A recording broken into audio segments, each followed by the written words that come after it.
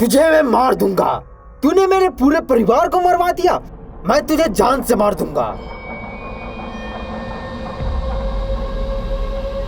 अरे अरे, ये क्या कर रहे हो? इसे छोड़ दो, ये मर जाएगी। हाँ हाँ, वही करने जा रहा हूँ। मार दूंगा इस चुड़ैल को, इसने बहुतों की जान ली है। अरे नहीं नहीं, इतनी सुंदर सी लड़की भला किसी की जान कैसे ले सकती है? तुम इस चुड़ैल की माया नहीं जानते, चले जाओ यहाँ से। नहीं नहीं, मैं इसे मरने नहीं दूंगा। मोंटी लड़के की सुंदर रूप देखकर मोहित हो जाता है। वह यह नहीं जानता है कि वह वास्तव में एक चुड़ैल है। रजत के रस्सी छोड़ने से पहले मोंटी लड़की को पकड़ कीलों से हटा देता है। रस्सी खींचने से रजत कीलों पर गिर जाता है और रजत की वहीं पर मौत हो जाती है। मोंटी लड़की पर मोहित होने के कारण लड़की के पीछे पीछे भूतिया महल में चला जाता है।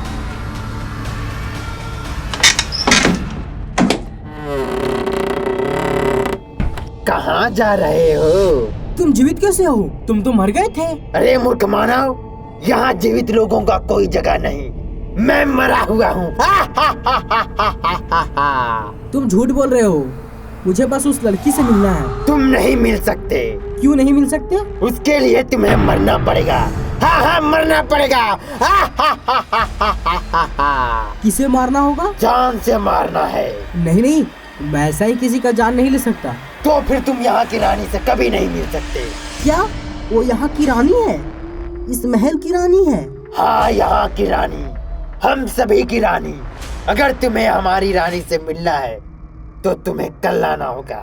मैं तुम्हें एक राज की बात बताऊंगा, तब तुम मिल पाओगे इस महल की रानी से। ठीक है, तो फिर कल आऊंगा। मोंटी भूतिया महल से घर चला जाता है, लेकिन मोंटी अपना होश खो बैठा था। अंतर मन में ही पूरी तरह से लड़की समाई हुई थी। महल से आने के बाद मोंटी का स्वभाव पूरी तरह से बदल चुका था। मोंटी शादीशुदा होने के बाद भी वह अपने पिता से शादी करने की बात बोलता है। तू क्या बोल रहा है? तू होश में है? मैं बिल्कुल होश में हूँ, मुझे शादी करना है। तू क्या बोल रहे हो? तुझे ये भी नहीं पता तुम शादीशुदा हो, तुम्हारी एक पत्नी है। नहीं, मैं सिर्फ महल की रानी से शादी करूँगा। क्या तुम भूतिया महल गए थे? अरे वहाँ माया जाल है, तुम वहाँ क्यों गए थे? वहाँ कोई माया जाल नहीं है, वहाँ एक सुंदर सी कन्या रहती है और मैं उसी से शादी करना चाहता हूँ। हे भगवान, क्या करूं? इसे भूतिया जाल से कैसे बचाऊं? लखनलाल घबरा जाता है और नजदीक के पुलिस स्टेशन में जाकर भूतिया महल और मोंटी के बदलते स्वभाव के बारे में बताता है। उसके बाद लखनलाल के कहने पर पुलिस मोंटी को भूतिया जाल से बचाने के लिए थाने में बंद कर देता है। कब तक बचाओगे?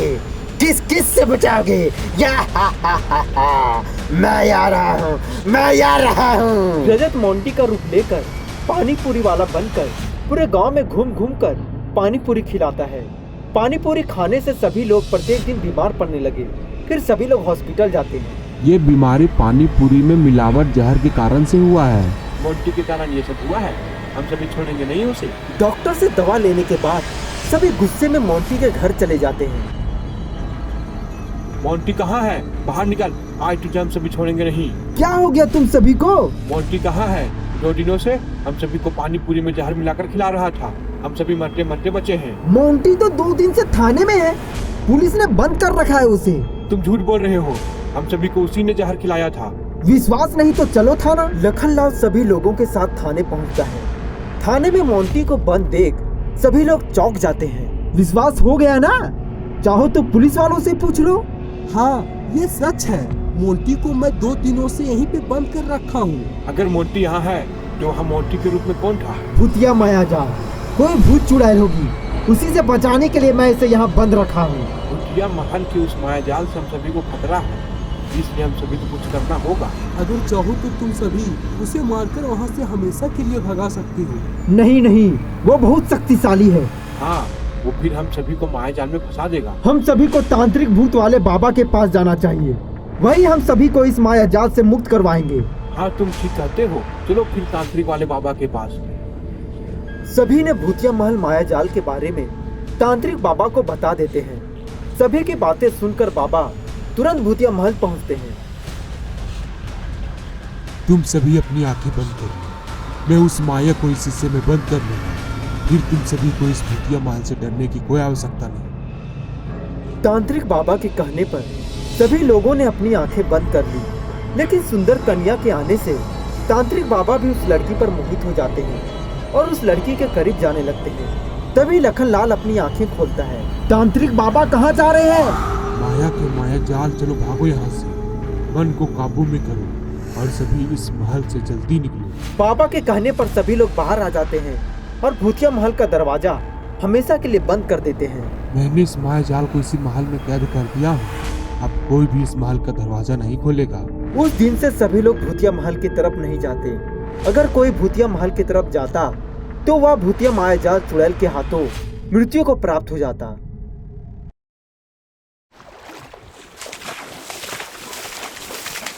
क्या करूं इस पानी का?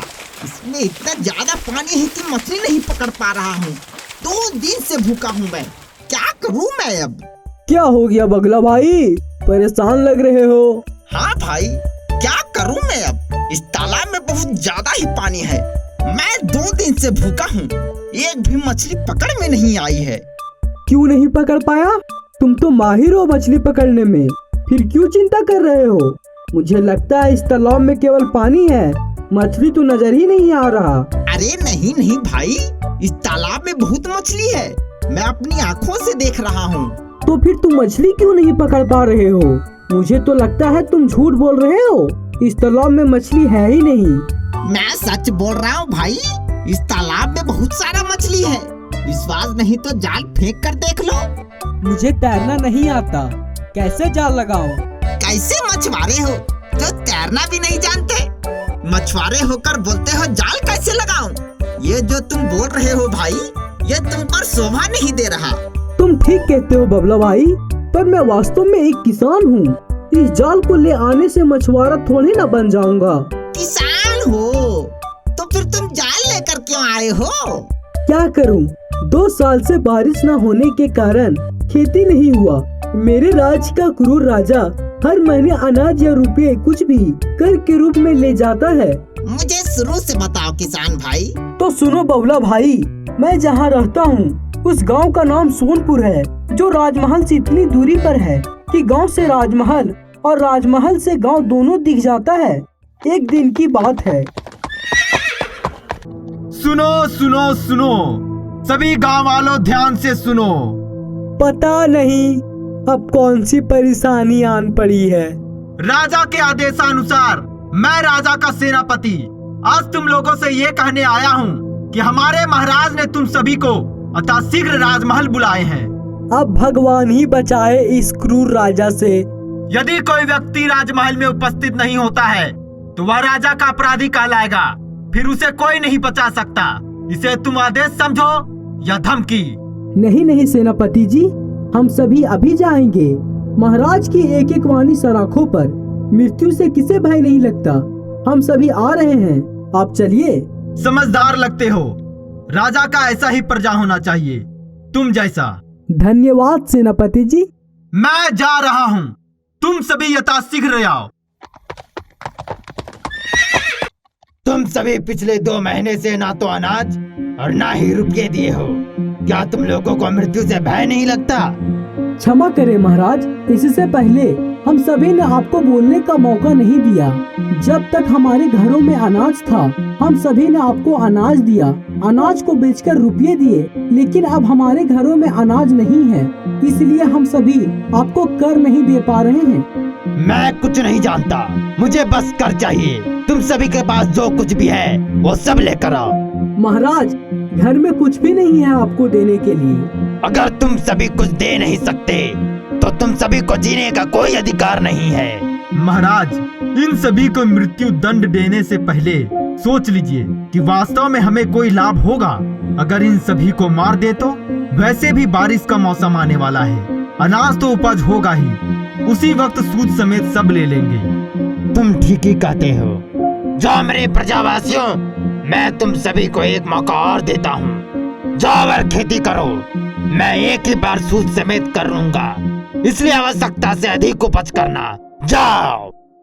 राजा के आदेशानुसार सभी गांववासी अपने अपने घर चले जाते हैं। देखो भाई लोग, इस बार हम सभी को अत्यधिक अनाज उपज करना होगा, अन्यथा खाने को भी तरस जाएंगे हम लोग। लेकिन उपज के लिए उतना जमीन भी तो होना चाहिए जो हम लोगों के पास नहीं है। हाँ, तुम ठीक कहते हो, लेकिन इस समस्या से निकलने के लिए कुछ तो कारण होगा। सब समाधान हो जाएगा। काफी रात हो गई है, चलो अब सोते हैं। सभी लोग सो जाते हैं। सुबह होते ही गांव के लोग खेतों की तरफ हाथों में कोड़ी कुदाल लेकर निकल पड़ते हैं।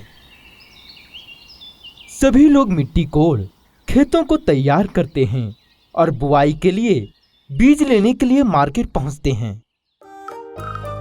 अगर मैं इस जाल को ले लूं तो मैं उस तालाब से मछली पकड़कर बेच सकता हूं। इससे सारा समस्या खत्म हो जाएगा। क्या इस जाल में मछली फंसेगा? ये मछली देखो, सभी इसी जाल का कमाल है बेटा। एक बार लगाओ और बार बार कमाओ। ठीक है, तो फिर दे दो एक जाल। ये लो जाल बेटा। अब मैं सबसे पहले बीज बोआता हूँ, फिर जाल से मछली पकड़ूंगा। लेकिन मैं तो कभी मछली पकड़ा ही नहीं हूँ। चलो अब वही देखा जाएगा। इस तरह से मैं यहाँ जाल लेकर आ गया। सच में तुम्हारे और तुम्हारे गांव वालों के साथ कुछ अच्छा नहीं हुआ।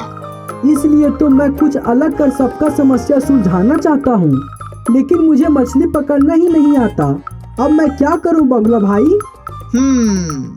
तो ऐसी बात है।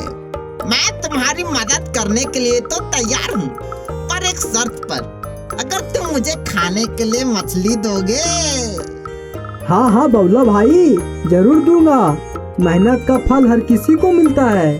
ठीक है, तो फिर तुम मुझे ये जाल का एक छोर पकड़ा दो।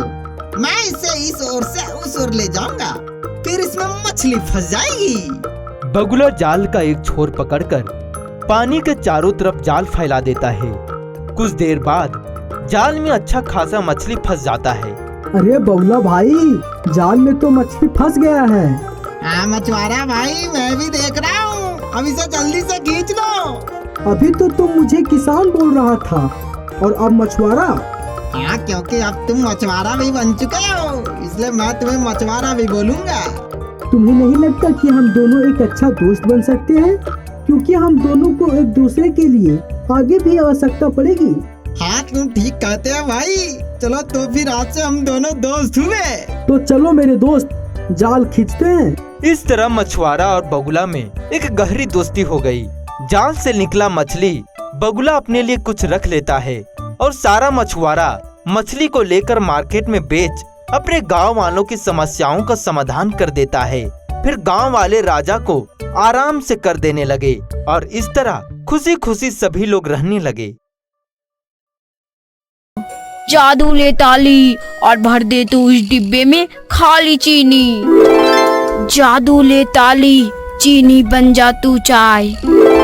जादू ले ताली, भर दे इस डिब्बे में सरफ खाली।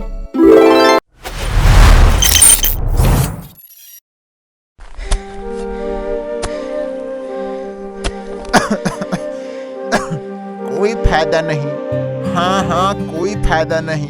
क्या हुआ रामू काका, सब ठीक तो है ना? शरीर बूढ़ा हो गया है और कब तक यूं ही खेतों में काम करोगे? अब ये सब काम बेटों को क्यों नहीं सौंप देते? बेटे तो सिर्फ कहने के 3 हैं डमरू, वो किसी काम के नहीं। सब सीख जाएंगे काका। मैं कहता हूँ तीनों बेटों की शादी कर दो। काकी को भी अब सहारे की जरूरत है घर का काम काज में। हाँ डमरू, हमसे अब ये होता नहीं। तुम ठीक ही कहते हो। हाँ रामू काका, एक बार शादी हो गई तो सब ठीक हो जाएगा। अच्छा रामू काका, अब मैं चलता हूँ। रुक जा डमरू, मैं भी साथ चलूंगा। और सुनती हो, खाना बन गया हो तो खाने को दे दो। इतनी जल्दी आ गए, सारा काम हो गया। अरे नहीं, तबीयत कुछ ठीक नहीं लग रहा। सोच रहा हूँ मंगरू और रोहन को भेज दूँ। कहाँ? खेतों में? अरे हाँ, खेतों में। तुम ज्यादा सोचो मत, सब ठीक हो जाएगा। कैसे सीख जाएंगे? तीनों बेटे जवान तो हो गए, लेकिन तीनों के तीनों आवारा, कुछ नहीं जानते अभी तक। अरे सब ठीक हो जाएगा।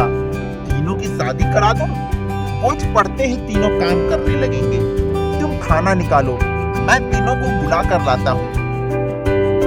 बेटा, आज मैं तुम सभी से कुछ पूछना चाहता हूँ। जी पूछिए पिताजी, क्या पूछना है? देखो बेटा, मैं अब बूढ़ा हो चुका हूँ। तेरी माँ को भी अब कामकाज में सहारे की जरूरत है, इसलिए मैं सोच रहा हूँ तुम तीनों मेरा काम काज संभालो और जो बहू आएगी वो घर का काम काज संभालेगी। बहू?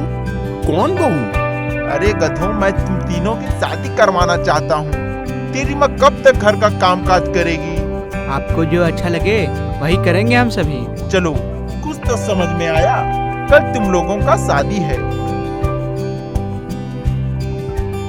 पिताजी, मेरी पत्नी शहर जाना चाहती है, इसलिए मैं शहर जा रहा हूँ। अच्छा, तो तुम इतना समझदार हो गए हो कि सारा फैसला खुद ही कर लिया? नहीं पिताजी नहीं। तो क्या, मैं शादी तुम लोगों का इसलिए नहीं करवाया कि घर छोड़कर शहर चले जाओ। यहाँ खेती बाड़ी कौन करेगा, घर को कौन संभालेगा? पिताजी, रोहन और मंगरू है ना? हाँ पिताजी, हम दोनों खेती बाड़ी कर लेंगे और आपकी बहू रानी घर में काम काज संभाल लेगी। अच्छा ठीक है, इन दोनों के कहने पर तुम्हें जाने दे रहा हूँ। अच्छा तो चलता हूँ पिताजी, चलता हूँ माँ। खुश रहो। पिताजी, अब हम दोनों खेत में जा रहे हैं। अरे गेहूं का बीज भी ले लो, खेतों में बो देना। जी पिताजी। छोटी बहू, तुम चाय बना दो और बड़ी बहू तुम जरा कपड़े धो देना। अभी बना कर लाती हूँ पिताजी। तुम भी जाओ बहू, कपड़े धो दो। जी पिताजी। अरे यहाँ तो चीनी नहीं है। खैर कोई बात नहीं, जब तक जादुई शक्ति मेरे पास है कोई टेंशन नहीं। कोई देख तो नहीं रहा। हाँ, अब करती हूँ जादू। जादू ले ताली और भर दे तू उस डिब्बे में खाली चीनी। जादू ले ताली, चीनी बन जा तू चाय। जादू ले ताली, भर दे इस डिब्बे में सरफ खाली। ये लीजिए पिताजी चाय। अरे वाह, इतना जल्दी चाय बन गया? हाँ पिताजी। मंगरू, ये काम तो हो गया है, चल अब घर की राशन लेना है। हाँ चल। डमरू भाई, 5 किलो चीनी और 5 किलो सर्फ दे दो। अरे भाई, इतना सारा चीनी क्या करोगे? अरे मंगरू भाई, महीने भर का राशन है, चलता रहेगा। चल ठीक है, दे दो डमरू भाई। ये लो भाई चीनी और सर्फ। अच्छा डमरू भाई, फिर मिलते हैं। चल मंगरू। आ गए बेटे, अब चाय पी लो। चाय कहाँ से बन गया? चीनी तो अभी लेकर आया हूँ। अरे घर में होगा ना पहले से। तुम चाय पियो, बहुत बोलने लगे हो। नहीं पिताजी। अरे चुप, ले पहले चाय पी दोनों। तुम लोग को आज क्या हो गया है? एक चीनी तो दूसरा सर्फ उठा लाए हो। पिताजी, कपड़े धोने के लिए लाया हूँ। जाकर देखो, वहाँ सारे कपड़े धुल गए हैं। लेकिन पिताजी, घर में तो सर्फ खत्म हो चुका था। खत्म हो गया था तो ऊपर से टपक गया क्या? पागलों जैसी बात कर रहे हो। अच्छा छोड़ो ये सब, जाओ अपने कमरे में आराम करो। चीनी कहाँ से आ गया किचन में? चलो मान लेते हैं कि चीनी था, लेकिन सर्फ तो नहीं था। दोनों एक साथ कैसे आ गया? कोई जादू तो नहीं जानती? हाँ, सच कहा आपने, जादू से ही आया। क्या जादू से? हाँ। पिताजी पिताजी। हे भगवान बचा लो। क्या हो गया? पिताजी, हम दोनों भाई कोई पागल वागल नहीं है। ये सारा काम मेरी पत्नी का है। वो कोई जादू जानती है, जिससे चीनी मंगाई थी और सर्फ भी। अरे ये तो अच्छी बात है ना, अपने घर में दोनों बहुरानी जादू करनी है। ये तो खुशी की बात है। पिताजी, आप तो तारीफ करने लगे। हाँ, तो ये दोनों तारीफ के काबिल हैं। अच्छा, तो ये सब आप ही का कमाल है जिससे हम दोनों बच गए। हाँ। चल मंगरू, पिताजी की बहुरानी जादूगरनी से अब नहीं जीत पाओगे। जादू से पासा ही पलट देगी। हाँ भाई, तुम ठीक ही कहते हो। चलो अब हम आराम करते हैं। जाओ मेरी जादूगर बहुरानी, अब हम सभी को किसी चीज की कमी नहीं होगी। इस तरह से दोनों बहुरानी अपने जादू से सभी को खुश रखने लगी।